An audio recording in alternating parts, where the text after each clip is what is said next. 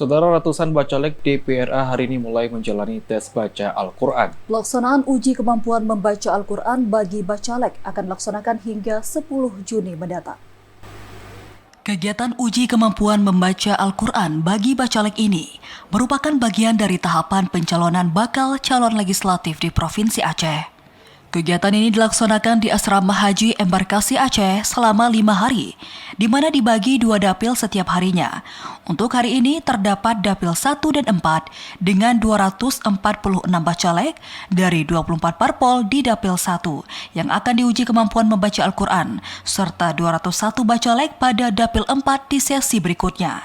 Terdapat 1.781 bacalek secara keseluruhan yang nantinya akan diuji.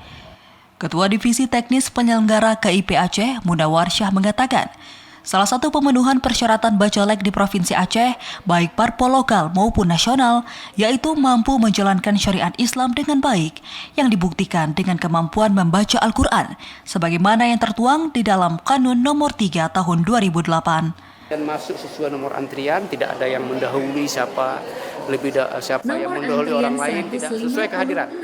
Jadi dipanggil seperti tadi, orang akan masuk satu persatu dan kemudian di dalam ada petugas kita yang kemudian mempersilakan semua caleg di mana meja yang kosong silakan isi. Jadi tidak ada kita sebutkan misalnya partai A nggak lewat sekian orang, partai B nggak lewat sekian orang, kita umumkan di publik, tidak. Ini salah satu dari bagian kami menjaga martabat semua orang, martabat calon-calon pemimpin di Aceh. Secepatnya kita akan beritahukan pada partai politik supaya partai politik dapat segera mencarikan calon pengganti. Sementara itu, penilaian uji kemampuan membaca Al-Quran ini berdasarkan pada aspek penguasaan ilmu tajwid, fasahah, dan adab. Bacalek dinyatakan mampu apabila mendapatkan jumlah nilai paling kurang 50 poin. Nantinya bagi yang mampu akan dikeluarkan surat keterangan mampu membaca Al-Quran. Sementara bagi yang tidak mampu akan dinyatakan gugur, tidak dapat melanjutkan ke tahapan selanjutnya, dan parpol yang bersangkutan dapat mengajukan penggantian bacalek, serta bacalek pengganti tersebut nantinya juga akan diuji.